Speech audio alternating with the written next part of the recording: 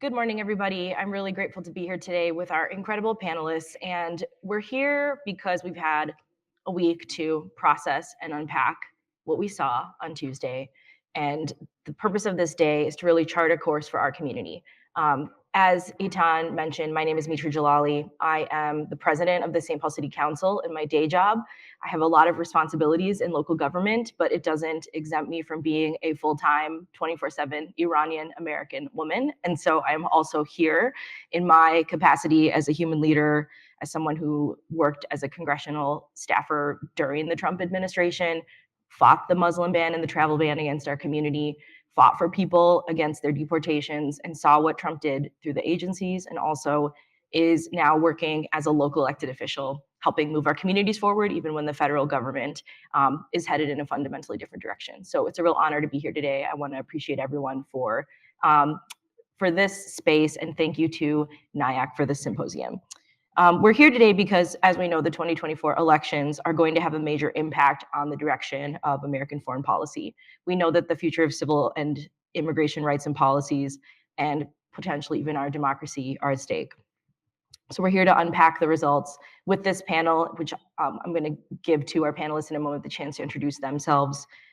We want to really examine the electoral strategies and tactics and lessons that we think we can take from this, what it means for the future of the pro-peace movement and the movement for American democracy that NIAC is a part of. And then we also hope for this to be a free-flowing conversation from what we cover to really come to some realizations together. So with that, I'm going to have our panelists just briefly go around and introduce. If you could just say your name, your pronouns, the organization you're here with, but also a brief why else you're here as a person this morning when we all have so many other things to be doing. So I'll pass it to you, Lauren, to start us off. Go ahead. Thanks so much. My name is Lauren Maunus. Use she, her pronouns. I'm political director of IfNotNow movement.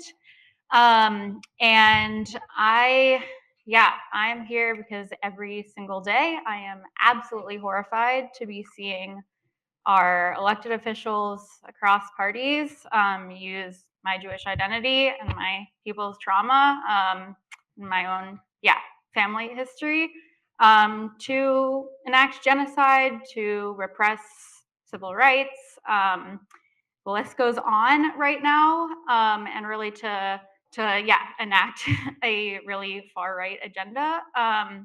And a lot of learnings from the election around how we come together on an agenda of shared safety to strengthen a progressive agenda overall.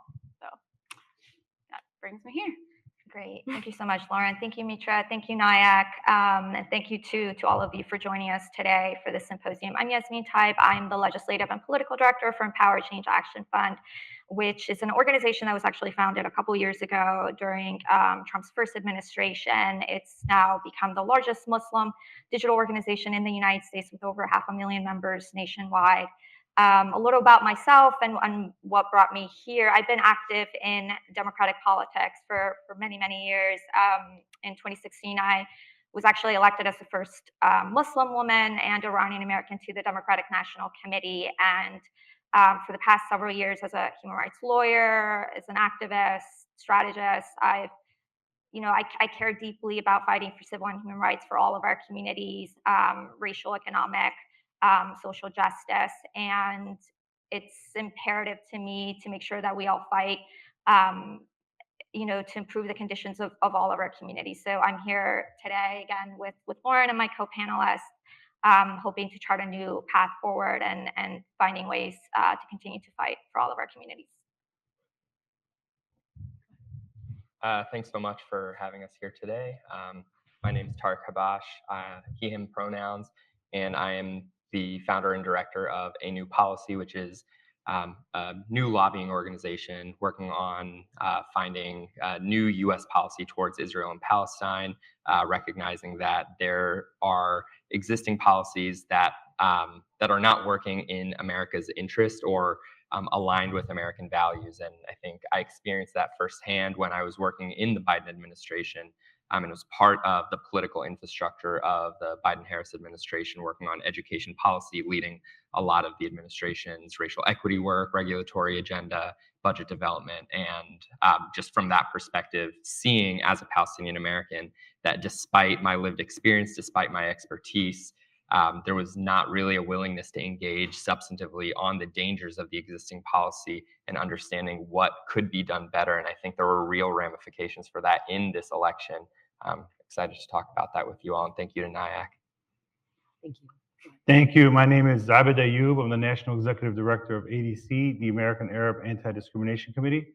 We're the country's largest Arab American civil rights organization. We're proud to work with NIAC on a number of issues, from immigration all the way to other domestic matters impacting us here. And I'm here like many of you. I mean, this election has really impacted our communities, and there really needs to be a path forward and really take check of lessons we've learned over the past year, and be honest with ourselves on where our shortcomings are and where we have to improve, but also understand the gains and the steps we've taken forward over the past year or so to prepare us for the next 4 years.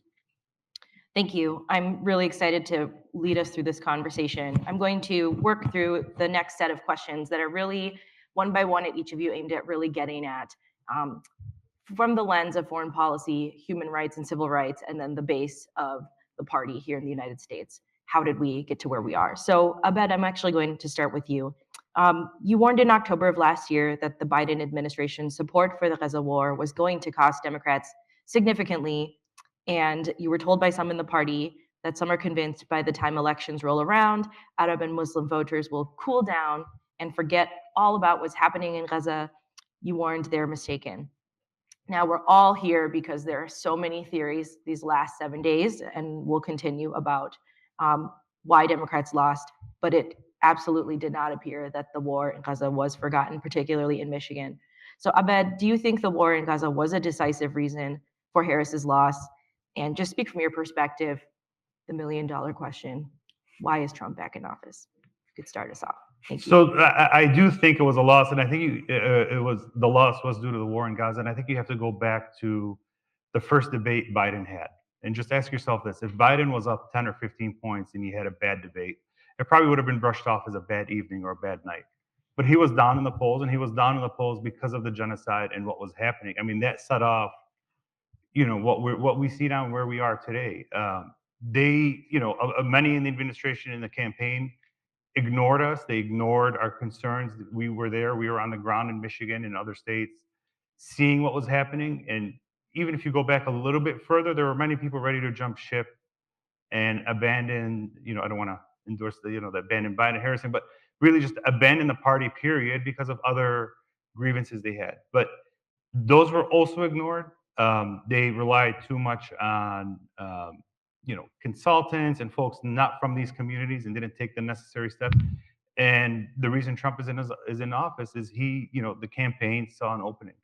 And it's not only with the Arab or Muslim community or the Iranian community or other communities. They really went in there to a lot of these cities. They had on the ground outreach efforts and a different type of outreach campaign than the Harris campaign had and the Biden campaign prior to that. So that's the main reason they're there. They out-campaigned them on the ground. They gave the voters what they wanted to hear. Now, whether or not they act on those promises, from the past few days, we'll see how that goes. But I definitely do believe the Gaza played a big role in why the Democrats lost this cycle. Kind of reacting to that a little too, I think that a top message to Arab and Muslim voters was, if Trump is elected again, there'll be another Muslim ban. And what you're talking about really connects for me. How can you be worried about a future policy like that when you are watching every day your community be destroyed? So you just hammered that point home very clearly. Building on that and kind of continuing to unpack how this issue manifested in the election, I want to move to Lauren and ask, so you've been heavily involved in your capacity, and like you talked about, to mobilize the American Jewish community and pro-peace allies to secure a ceasefire. But Democratic politicians largely rebuffed these calls, continued to send the government of Israel, Benjamin Netanyahu's right-wing government, billions in unchecked weaponry. And so my question to you is, what role do you think this blank check to Israel played in driving down voter enthusiasm among various Democratic constituencies. Like we saw the rhetoric on one hand of, we are working toward a ceasefire, that constant refrain. But then there's the funding, and the funding is funding something different. So if you could talk about that from your perspective and how you think it affected where we got to, love to hear your perspective. Totally. Yeah. So as IfNotNow, we organize the American Jewish community to demand an end to apartheid and demand a future of equality and justice for all, both in Israel, Palestine, and in the U.S. And yeah, we've had historic mobilization of our constituency, not just of young Jews, but yeah, Jews being activated in the anti-war movement that has been really historic and really powerful. Of course, there has also been a lot of activation on the right in a similar manner, but the constituency we organize has been growing, and yeah, we just like from personal experience as the political director, having to move our base into yeah, both the primaries work this spring and summer and the general election, it was really hard to make a case to turn out against Trump. And that is for Jews that are a very loyal, historically consistent Democratic voting base, that and Trump that is, flagrantly neo-Nazi aligned. It was hard for people to go from the streets demanding a ceasefire and arms embargo for our base as well, to then knock doors for Harris or be doing efforts to keep Trump out of office. And it could have been not that hard. I think when we have a neo-Nazi agenda, a far-right agenda that is like flagrantly white supremacist, Christian nationalist. So yeah, that's from like that personal experience of needing to move people through that, and it absolutely made the efforts harder and suppressed turnout. And yeah, it's extremely, as I said in my intro, horrifying and angering that every day still like our Jewish institutional leaders and some major donors, communal leaders are providing this moral cover to both parties to continue sending weapons when these institutional leaders or major donors do not speak for the entire Jewish population, obviously, but there was a J Street exit poll from last week that said 62% of American Jews support an arms embargo. And the billionaire donors are really, I think, the takeaway lesson here, that it is the institutional leaders and the donors that are providing the Jewish moral cover, not actually the broader Jewish base that we are organizing. I appreciate that reflection a lot, and we're going to get in a minute to how do we build the power to overcome that. I think that's the place we want to get to by the end of today, and a little bit further by the end of this panel. Building on just trying to get the administration to evolve that position, seeing how difficult that was to translate to motivating people on the ground. I want to move to Tariq because I think you bring a really unique perspective. You made the difficult decision to resign your position with the Department of Education in protest of the war in Gaza. And now you founded a new organization called A New Policy. And this is an organization founded with fellow resignee Josh Paul to try to deliver change in US policy toward the Middle East and the Israel-Palestine conflict in particular. From your perspective, could you talk a little bit about why do you think President Biden was unable to shift policy, right? This is an individual leader. There's so many competing pressures on him. Nayak has hosted conversations with previous leaders and folks who have tried to surmise, looking into even President Biden's mentality, right? But also the structures around him, the pressures.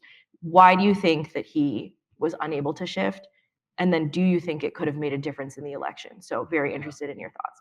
Yeah, absolutely. And I want to reframe it a little bit because I don't course. think he was unable. He's the president of the United States. At any moment in time over the last 13 months, he could have shifted US policy. And He still was can. and still can. Yeah. He was completely unwilling. And I think it was ideologically driven within his view of the issue that Palestinians are less deserving of peace, of human rights, of dignity, of humanity.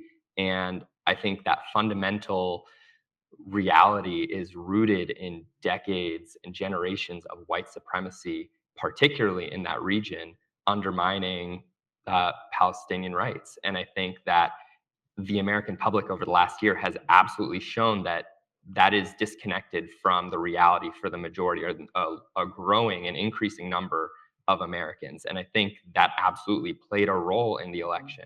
I think there's no question that if the president had taken a different approach, if the campaign had humanized Palestinians, even the idea that like you have a Palestinian speak at the Democratic National Convention, which to be clear, I don't think was ever like the goal for the people asking for that, but it was just to be able to humanize Palestinians a little bit more and include them within the party, finding ways to be able to make real progress towards a ceasefire. I think what Americans saw time and time again was an administration that was saying big things and was not delivering on those big things. You can't say for 13 months that you're working tirelessly on a ceasefire resolution and then never achieving that ceasefire. You can't say that you're going to make Roe the law of the land and then not deliver for women. You can't say you're going to cancel student debt for millions and millions of Americans and not do it. And so when you are speaking to Americans and you're saying, hey, we're going to do all these things, just elect us, but then you're out there campaigning with people who are not aligned with their values, not aligned with your base. The reality is like Trump didn't win a ton more votes than he did in 2020. Democrats failed to turn out the people who vote for them. They didn't turn out people of color. They didn't turn out progressives. And to the tune of over 10 million votes being short from 2020, that's what cost Democrats the election. It was Gaza was absolutely a huge component of that. It was not the only component, but it was definitely influential for a lot of people. And so we can't forget, where is the base? Where do you actually want to make progress? How do you grow your tent? And it's not by cozying up to billionaires. It's not by campaigning with Liz Cheney. It's about listening to your voters, listening to the American people. That's what you need to do if you want to be successful in American politics. Thank you so much for that. First, thank you for the reframe. And so important to hold leaders accountable, right, for the decisions they're making with the information they have.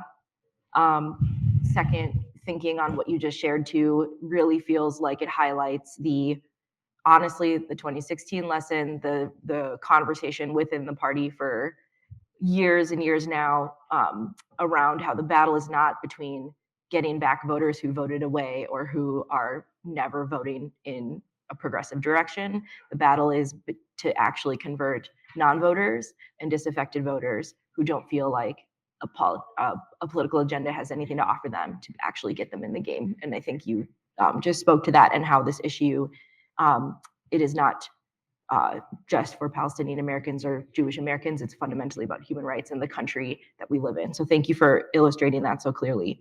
Kind of continuing to unpack the choice that was before voters, right? And the choice that this administration essentially presented to voters through the Harris campaign and through the decisions and failure to evolve. I'm going to go to Yasmine, that is bringing a perspective in your personal experience and also on the DNC. You were the first Muslim woman elected to the Democratic National Committee. You've worked a long time for peace and civil rights in a whole range of capacities. This election is it is a shock still to many who have fought for those values and who see in Donald Trump the potential for a profound weakening of our democracy, the civil liberties so many of us depend on.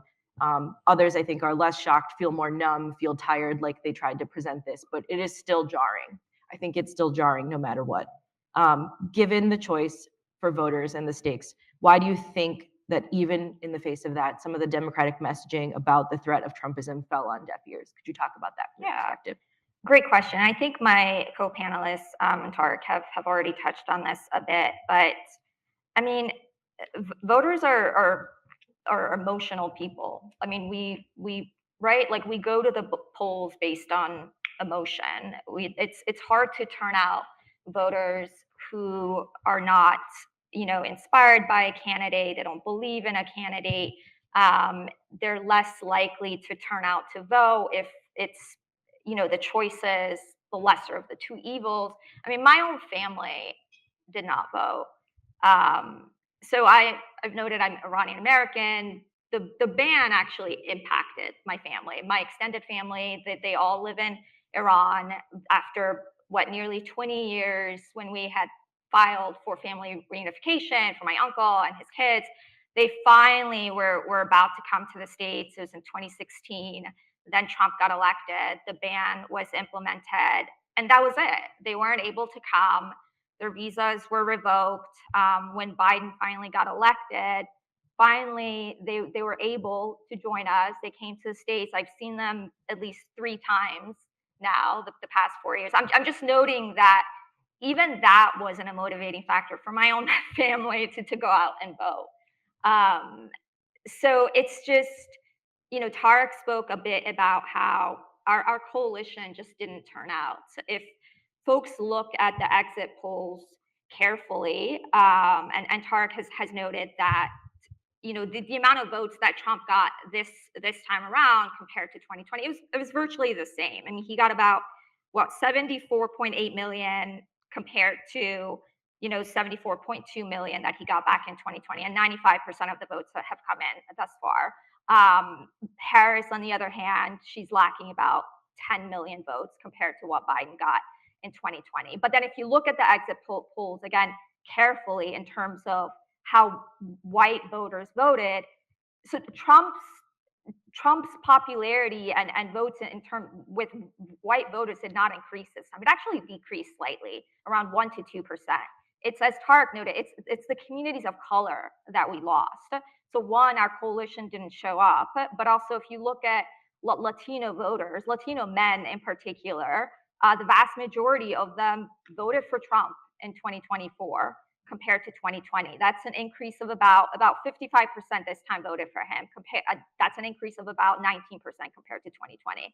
So it's just, we need to be honest about ourselves, about where we failed. Gaza, I definitely agree with my co-panelists that was a very important reason why a lot of voters, particularly progressives, young voters, millennials, Muslims, Arab Americans, our communities just didn't turn out. I mean, you can look at the votes in Michigan and Wisconsin in particular. I think Wisconsin as well, the number of folks that voted uninstructed, right? This was this campaign around pushing for an arms embargo and a ceasefire. More folks voted uninstructed than the margin that Harris lost in Wisconsin. So I think that the Democratic Party really needs to do some soul searching and understand why we're losing our coalition, why our coalition is just not turning out to vote, why working families, we're losing their trust and support, and understand that we need to put up more inspiring, authentic candidates who are more aligned with our values. Thank you. And it underscores a few points for me that I think about in my work, which is, first of all, in my time as an elected official, a thing I've learned from just like mentors and people along the way is people don't expect you to win every fight, but they expect you to fight every fight. And I'm just hearing from the panel and from people's reflections that there wasn't a sense that Vice President Harris was committed to fighting for the humanity of Palestinians, to fighting to actually turn the tide of the government of Israel's actions, like not just that, but also domestically, what you talk about with the issues people are facing here. Living in a multiracial democracy in the United States where we have deep racial disparities, not being able to sufficiently communicate along those lines amid someone offering literally the worst possible economic agenda. Why were we all learning what tariffs are on Friday of this week, right? A lot of us were not learning what tariffs are, but people who campaign on it certainly were. So I appreciate the reflection. And I think this next point is still trying to get at, or this next question, and I'll open it up to the group, anyone who wants to build in here. To that point, right, of like people need to feel like you're fighting for them. Our base needs to feel like their leadership is fighting for them. Our base did organize, and Palestinian and Arab Americans and allied folks really did say, we're going to participate in this electoral process. We're going to step up and we're going to forge something called the uncommitted movement. And, you know, there were other pre-primary campaigns. I was part of an uncommitted movement in Minnesota. We saw that come forward powerfully in that the Minnesota version that was inspired by what was in Michigan launched in 10 days and still pulled like, you know, critical mass similar numbers pre-primary for the same reasons that we're seeing that. You know, this was born from the disconnect between the Democratic Party's support for Israel and Americans who oppose funding for Israel's hostilities in Gaza and across the region. People have mentioned more than 100,000 uncommitted votes counted in Michigan. So some of those who organized for that movement ultimately voted for Vice President Harris, but many didn't. And as you just pointed out, Yasmine, Harris lost the Michigan election by less than 100,000 votes. So the question I'm getting to, and I think you're all invited to respond as you want to, is why was the Harris campaign so unresponsive to the demands of pro-peace voices, including the uncommitted movement?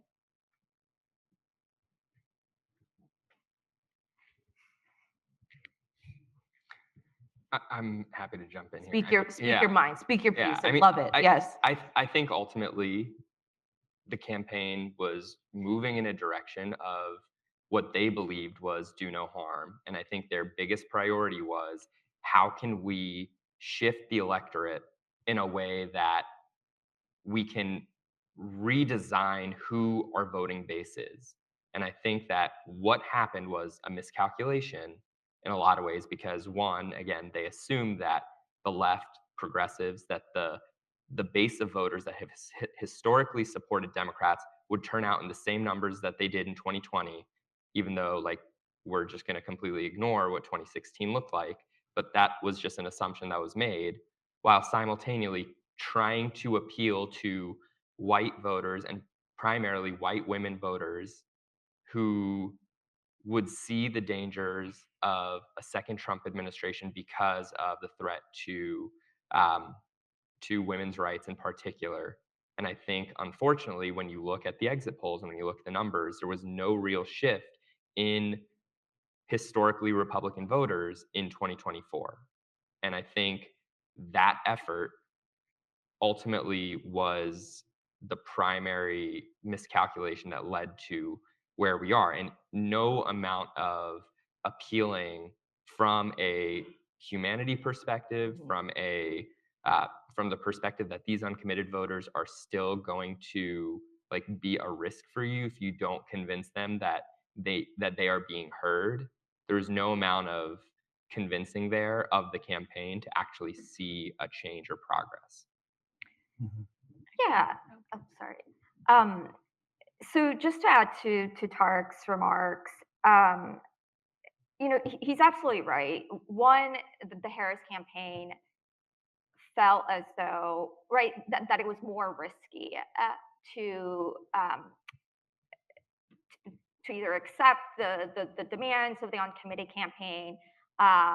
They felt as though they were going to lose more donors, more pro-Israel voters, if, you know, they came out and seemed as though they were supportive of those asks. And again, to reiterate, the asks of the uncommitted campaign was simply that the Biden-Harris administration enforce U.S. law and comply with international humanitarian law, period.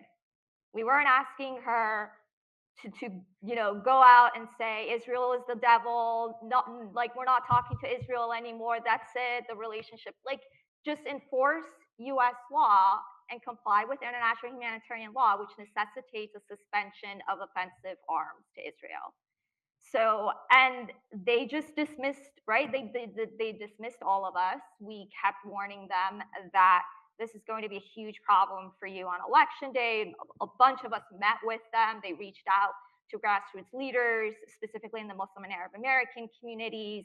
We again warned them over and over again, and they tried to reassure us. Like, there was this one call I had with the campaign and the staffers.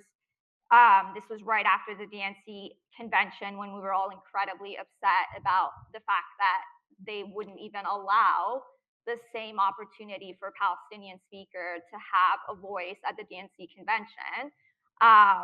And their staff kept trying to tell us that, you know, Yasmine, as you saw some of Harris's messaging, she said she supports the international IHL framework, the International Humanitarian Law framework.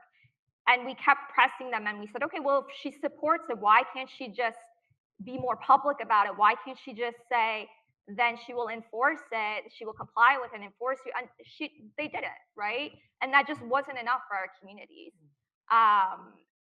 So I think that they made a huge mistake, a miscalculation, and it was completely on their own. Our communities did everything we possibly could to provide support and assistance and guidance, and it just fortunately did not work. Look, I think it's more than just a miscalculation. I think it needs to be said, and some have said it.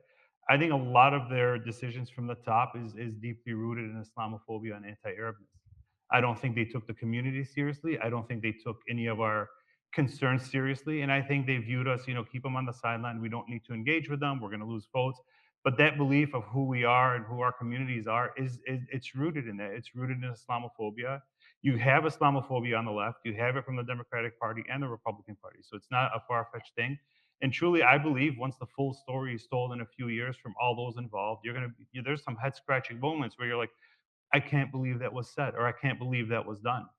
And they really did have an opportunity, I believe, to turn things around in October, November. There was a small window where if they engaged the right way or did things the right way, but instead they went completely opposite. So there's a lot there that the Democratic Party has to unpack. And meanwhile, you have the Republicans that are seeing this and that are, making their move in and highlighting a lot of this to our community. Yeah, I can just close this part of the conversation. I think what we saw also is that it wasn't also just a miscalculation, that Trump and the Republicans won with much less money than the record fundraising. They basically, the Harris campaign had like an unprecedented, maybe infinitesimal amount of resources at their back and didn't win by so much. And so I think that proves that it's actually not a winning strategy to only focus on billionaire donors and the wealthy elite. There's some other people that have been saying that for a while. But yeah, I think that that is an extremely clear takeaway here. And not only is it not a winning strategy, but also voters and the party doesn't know what it's standing for, because at once it is standing for free speech, civil rights, democracy, protecting democracy, and at once, the same time, it is allowing AIPAC, and I know we're talking about AIPAC further, but AIPAC as an example, to completely be one of the largest spenders in their elections. Of course, other corporate PACs and individual major donors as well, but you can't at once be championing democracy and allowing a far-right billionaire super PAC to be interfering in primaries.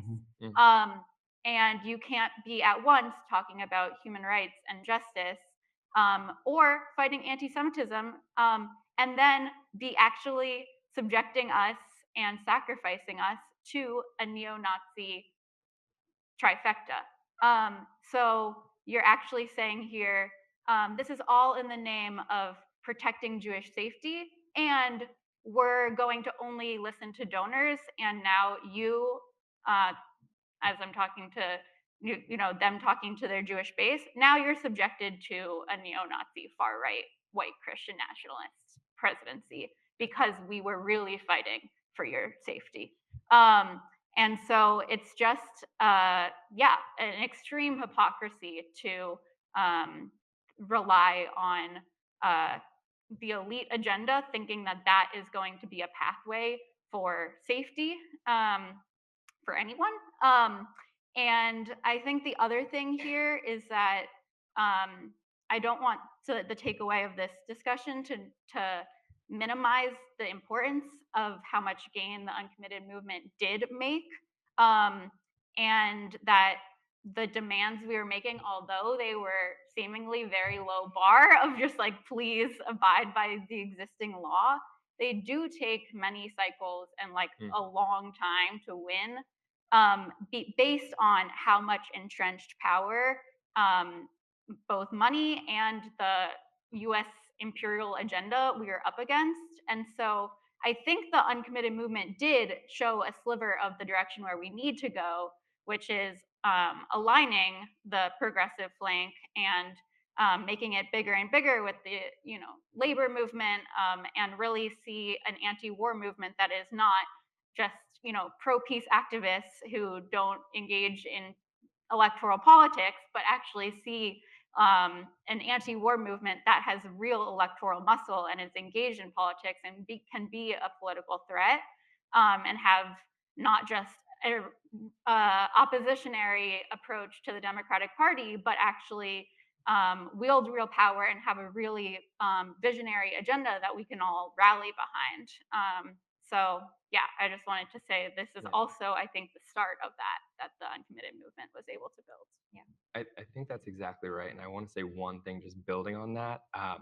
There's also a lot of evidence that there are voters who split their tickets, right? And as we think about like the impact and the influence that uncommitted had, like one really good example of this was in Michigan, where you saw Harris lose by, I think, within the margin of the number of uncommitted votes that were in the primary.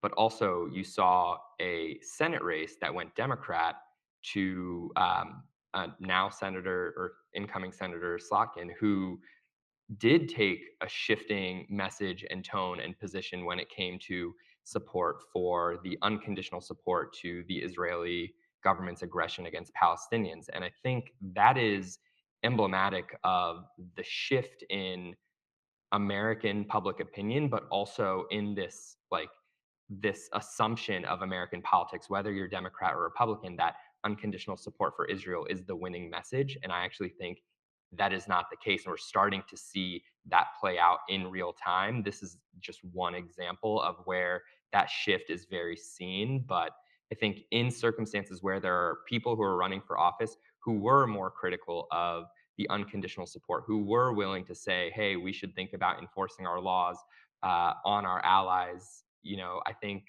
there was a little bit more of a bump. And I think we saw them outperform Vice President Harris in a way that was really, directive for what this is going to look like in future election cycles. Thank you.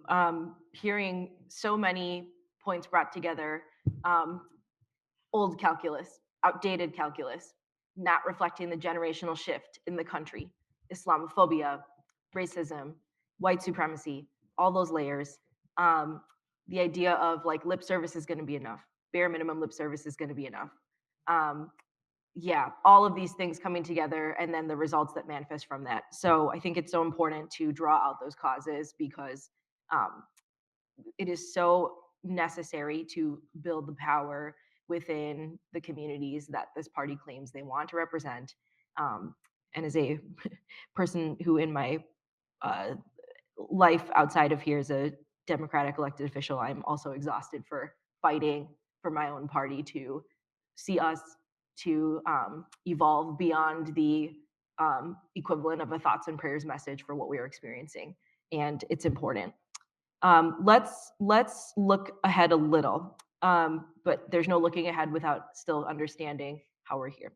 But let's look ahead a little. Trump repeatedly sought to cast himself as the pro-peace candidate on the campaign trail. Even if many of us saw these moves as shameless, pure politicking, he did capitalize on polling that showed Americans wanted peace and an end to the wars in the Middle East. On Iran, he even went so far as to say he would have had a deal he would have had a deal within a week after the election in 2020 with different results, and that he wants to see Iran prosper so long as they don't have a nuclear weapon. He also brought in the most radical right-wing hawks to his administration. We know their names, right? Mike Pompeo, John Bolton, people like Stephen Miller, who architects of his immigration policy, subsequently worked to undermine his diplomacy toward Iran and in general. Notably, some of these are the same hawks, and they're barred from serving in the second term. So I think this next section is about first just what should we expect on foreign policy from a new Trump administration. There's a lot within this, so I think everyone having the chance to say a little about what do you expect, what do you fear, what do you think. Let's articulate a little through that. So anybody who wants to start, but yeah, go ahead. Yeah, I mean, I think you rightly noted, Mitra, that his first administration had some of the most kind of right-wing, hawkish folks in national security positions, and he started rolling out some of his potential appointments. And I was texting with my colleagues last night. I was like, well, this is going to be the most pro-war administration. And yes, he ran on a pro-peace president message. And by the way, for anyone who hasn't seen the documentary, what is it, Art of Surge? This is the comeback of Donald Trump. I can't believe I'm like encouraging folks to watch it, but you should watch it. You get a better understanding of this man, why people vote for him, why people love him. And he was campaigning on being the pro-peace candidate since July. But anyways, so the folks that he has named to be in his administration, I mean, Mark Rubio as potential State Department secretary, Waltz as national security advisor. These are some of the most kind of pro-Iran hawk folks. I mean, Waltz is very anti-war powers. He voted against any kind of war powers vote. He voted against the 2002 AUMF repeal. He supports a AUMF for Mexico. So apparently he wants us to go to war with Mexico. So, I mean, I'm incredibly concerned about prospects of U.S.-Iran relations. This is something I obviously care about. I have extended family there. So that's my kind of great concern. I'm also very concerned about what's going to happen in Gaza. I'm not hopeful. I'm going to punt it to Abed just to see if he has any additional thoughts. But,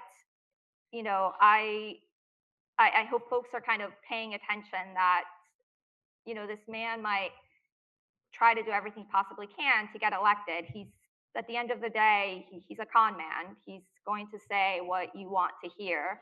And he campaigned on, ending the endless wars and running on peace, and he's bringing in the war cabinet. So Look, and I don't see much of a change in foreign policy. I see an acceleration of American foreign policy. I'm a firm believer that regardless of who's president, there's an end game for this country, and whether they get to it in 4 years or they get to it in 10 years, I just think he's going to accelerate a lot, particularly in the West Bank and the talk about annexation and the talk about settlements. And if you just take a step back and say, well, what was different when the Democrats were in office? I mean, we've been going down this path. It could have stopped, for example, the moving of the embassy to Jerusalem. Biden could have reversed it, but didn't. There were a lot of things the Democrats could have done, but they didn't. So I really believe all Trump would be doing is accelerating U.S. interests quickly in the region. But with that will come, war, loss of life, uncertainty, and a domino effect that's going to impact us here at home. And we have to be prepared. And I do think the one thing we should take note of is, the Joe Rogan contingency of his movement that is anti-war, right? And finding a way, I know it's so weird, but finding a way to engage with them, finding a way to have them, make their voices more prominent in that party, or working around them and identifying lawmakers and partners, because I do think we're entering a new era of politics in this country. I don't foresee many, at least in our community, many of the voters that crossed over and voted Republican. I don't think the Democrats are going to win them back in the next term. It's going to take some time and a lot of winning over. And Trump knows look, the bar was set so low for him that all he had to do was go to Hampshire or go to Michigan and say, I'm going to deliver peace. I mean, there's a minute clip of a J.D. Vance speech in September in Detroit where he talked directly to the Arab American community. How long have we been asking for the Harris campaign or the Biden campaign to deliver that same exact speech? It was a low bar. It was only words. And had the Democrats given those words, I think it would have been differently. And I think a lot of people know it was only words. And if you talk to the voters in Michigan, they're like, yeah, we know it, but at least he said it. But moving ahead, it's going to be, it is a very pro-hawk, pro-war uh, administration. I don't know how much he's going to rein those folks in. But, Marco Rubio as Secretary of State and these other folks coming in, it does, it does pose some trouble. And we're going to have to look at some new partners and folks to work with to kind of like minimize the damage that's coming our way. Yeah.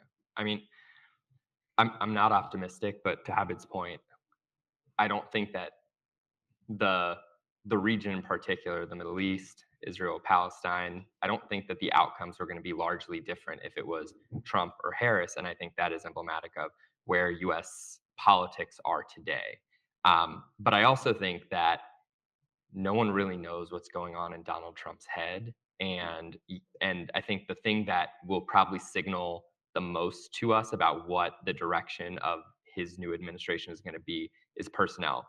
People are policy, and that was true for the Biden administration. That's going to be true for the Trump administration.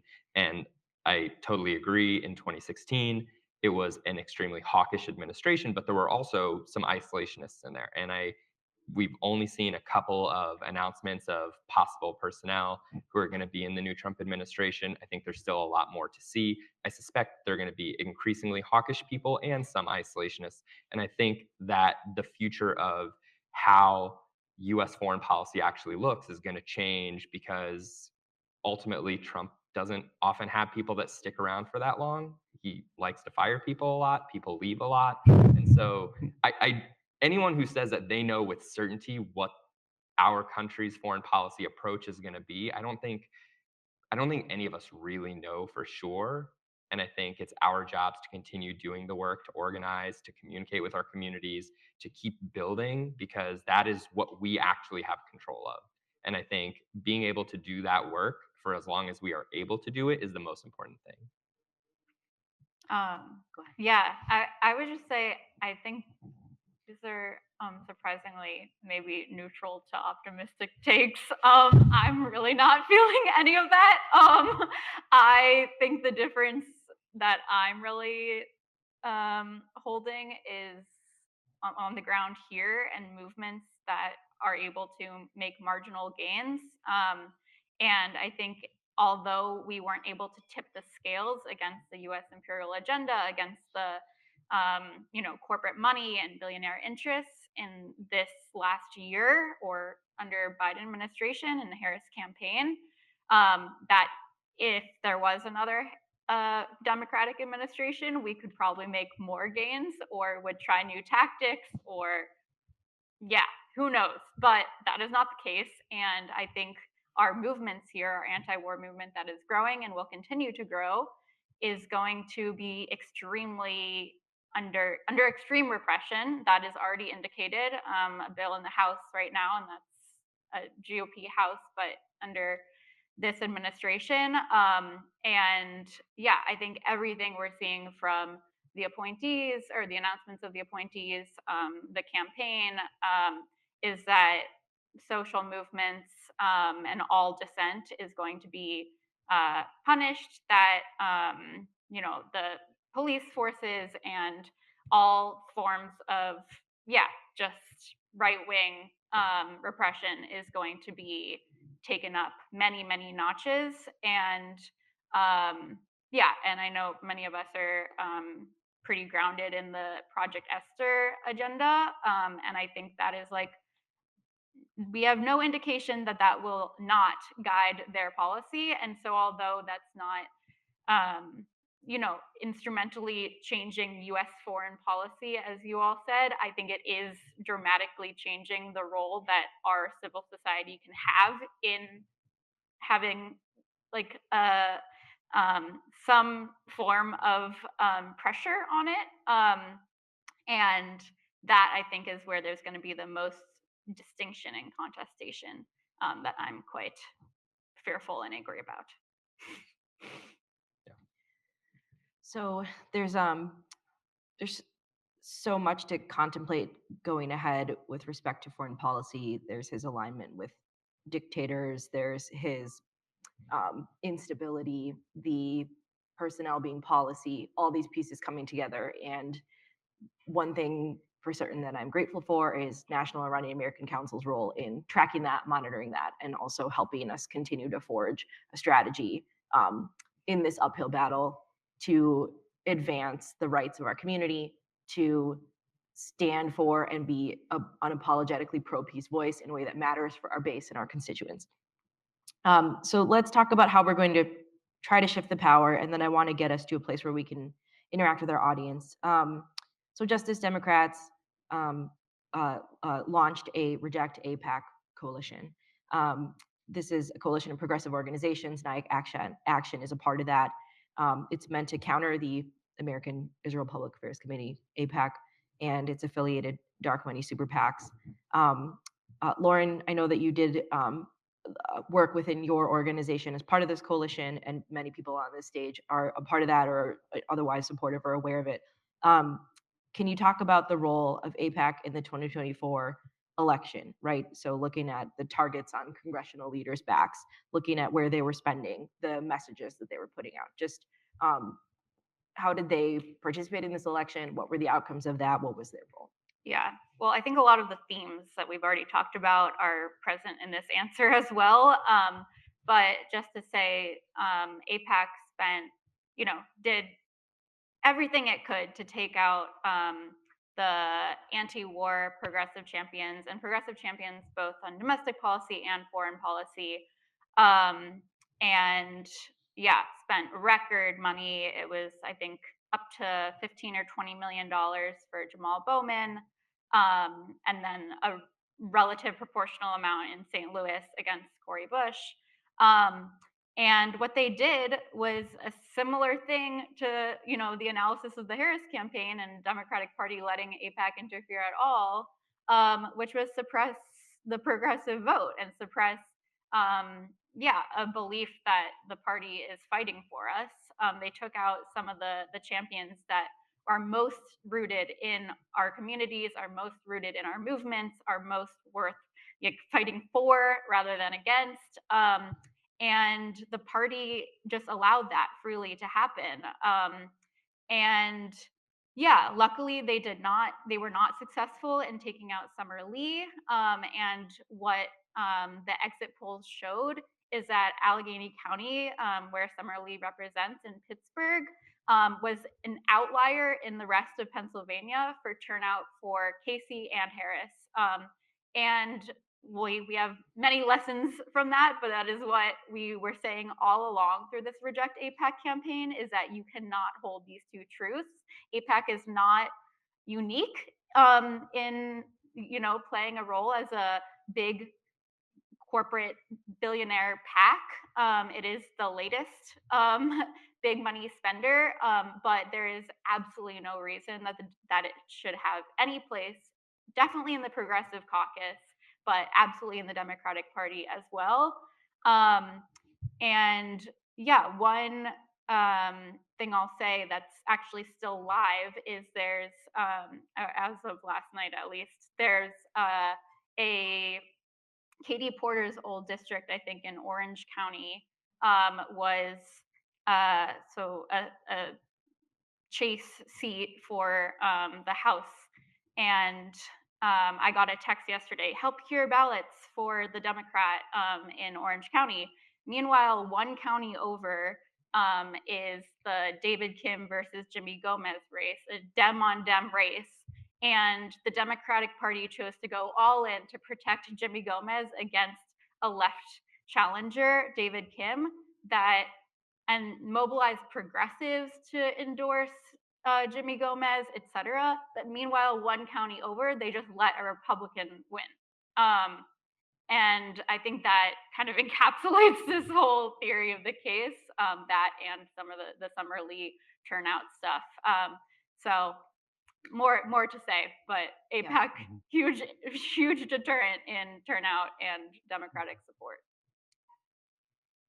I would add into, and just thinking through this together, right? Like, so in my home state of Minnesota, you know, we famously in Minneapolis, I'm from St. Paul, so I love my Congresswoman Betty McCollum, but one sister city over, we also we ride for Ilhan Omar, our Congresswoman from the 5th Congressional District, and we saw a lot of lessons in her last year's election and then the one that she just had.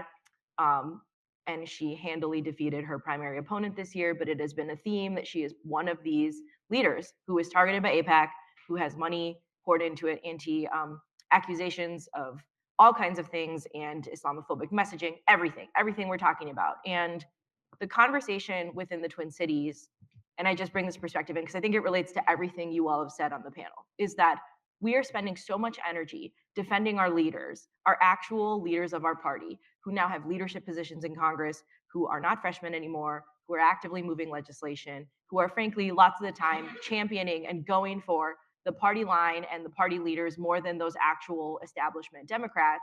And we are, instead of doing apartment door knocks, voter turnout, registering new people, reaching out to the disaffected constituencies, communicating our message, like all of these activities that are the actual interpersonal work to like help our people feel connected to our party.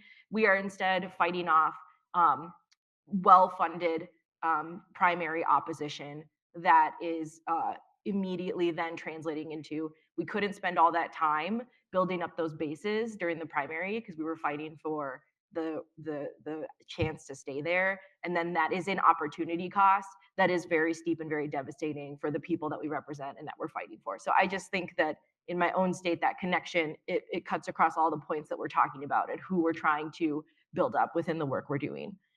So I think I'll go Guys, to sorry, one absolutely, yes. quick note on APAC.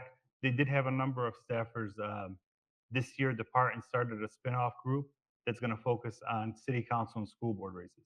So we're not done with APAC. They saw all these ceasefire resolutions and they're like, wait a minute, we have to get involved in this space. So they're already planning for, you know, the upcoming elections.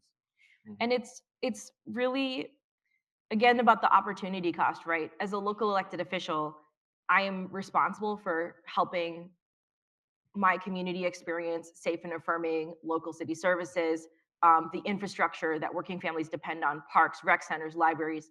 So it's even more exhausting that these well-funded groups, if to the point that you're talking about, want to like bench build off of offices that don't actually impact that, and again divert energy from the work that needs to happen at the local level and then the national. So it's a lot of interconnected pieces. Can I just make one Absolutely, point? yes. I think that is really emblematic. And both points, the fact that APAC is spending $20 million in a single congressional primary, the fact that like a group of their staff are spinning off to focus on local city council races and school board races, that's not operating from a position of strength.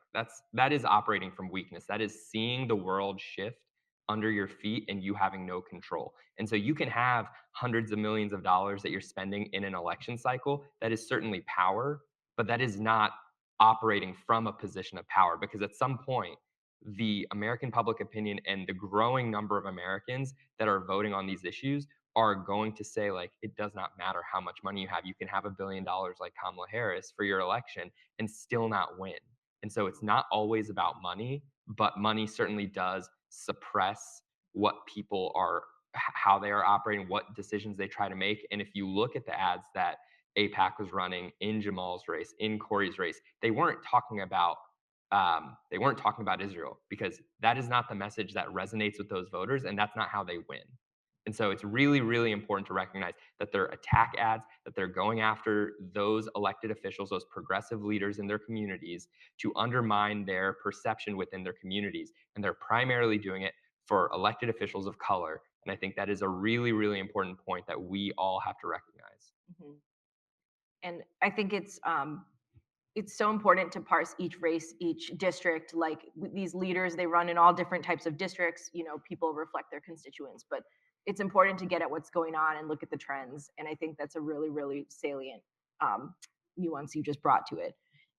My now Attorney General, former boss Keith Ellison, would say they have the money, we have the many. And I think that to your point of money isn't everything, but it does matter. It's important that we are always focused on the many, always thinking about how we're communicating to our many, because we are not going to have the resources to actually build a different reality. So to that end, I'll ask this question to the group, and then we'll start to take questions from the audience. So audience, you need to have questions, so think about your questions. But the point that we're trying to get to, and where I'd appreciate each of your perspective in the movement building that you're doing, right, in the organizations that you're part of and the groups you're part of. What's the long-term strategy to counter the obscene amounts of money to defeat progressive candidates in primaries?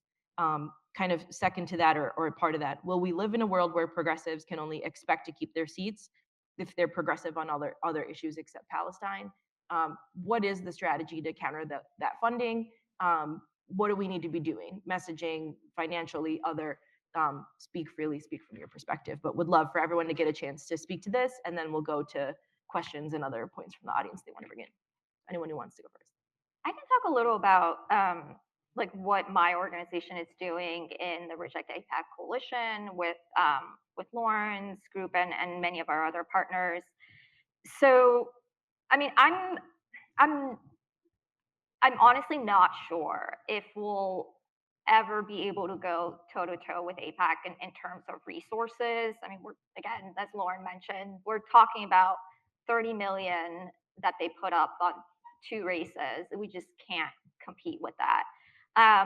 But what we're trying to do strategically in this coalition, and it's about close to, I think, 24 national progressive groups, is we're trying to coordinate on messaging. We're trying to make the most of our limited resources. I mean, this cycle in particular, we have seen so many different kind of PACs and super PACs form within the Muslim and Arab American communities. And a lot of these groups, the folks weren't talking to one another. So I had donors, like major donors in Virginia, that would call me up. They wanted to start a super PAC, then they wanted to send money, I don't know, to some random race, and I was like, please don't do that. Please, why don't we talk about the Reject APAC coalition? Can we coordinate with Justice Democrats and some of our other partners? So I think, we have this is a great opportunity for us to kind of take a step back and think about how we move forward and how we can be more strategic and coordinated. We have, as Lauren noted, and Mitra, as you noted, they may have the money, but we have many. So we have a massive community of supporters and grassroots base that we need to make sure that they're activated, and we need to be more coordinated. So that's what our organization is going to be focusing on. And part of the Reject APAC coalition is we're trying to make APAC toxic in the Democratic Party. So similar to the way that the NRA has become toxic with Dems, that's kind of the goal, is to try to ensure and push as many Democrats to take the Reject APAC pledge, to ensure that they don't take their endorsements, their money. So that's a huge portion of the strategy as well. Yeah. So I think I'm trying to categorize my thoughts. I think maybe 3 different ways of moving forward. I think, and I've mentioned probably all of them already. One is building a much larger anti-war movement that challenges the U.S. imperial agenda. I previously was led Sunrise Movement's political work and kind of led the work from envisioning the Green New Deal to passing the IRA. And I think there's a lot of ways that we cohered a very, very big tent, big enough to get significant policies and money out the door. And it's not exactly analogous at all, but I don't think we have a tent nearly as big enough or visionary enough on the direction of like the Green New Deal and what that could look like for the future of a US foreign policy. And so I think we need something like the Green New Deal for foreign policy, something that actually unites us across a very big spectrum that's not just the Democratic establishment elite's vision of what needs to happen. And we can work on that in the minority, hopefully. And yeah, so that's one route. Second route is we should not come up to 2026 and still have any members of the Progressive Caucus who receive money from AIPAC and see AIPAC as a legitimate actor.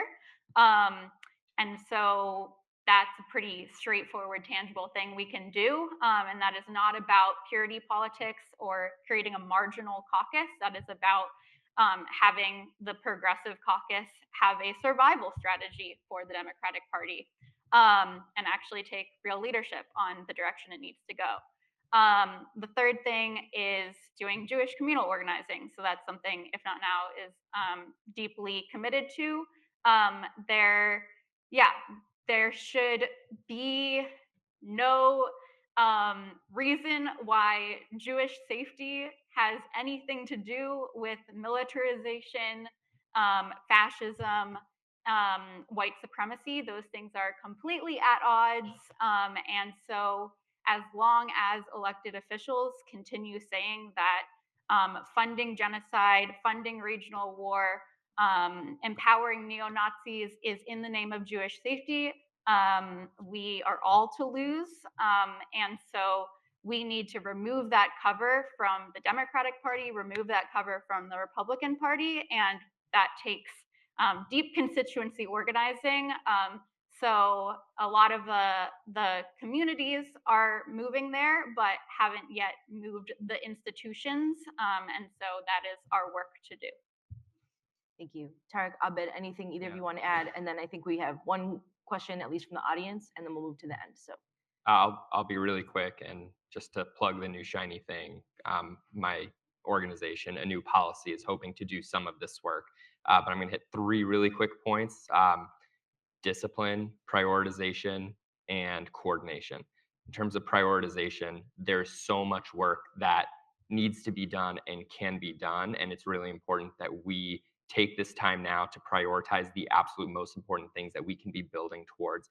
For us as a new organization, obviously we have very, very strategically picked out how we are going to fit into this broader ecosystem of organizations across the political spectrum that care very deeply about foreign policy issues, about US interests, about American values.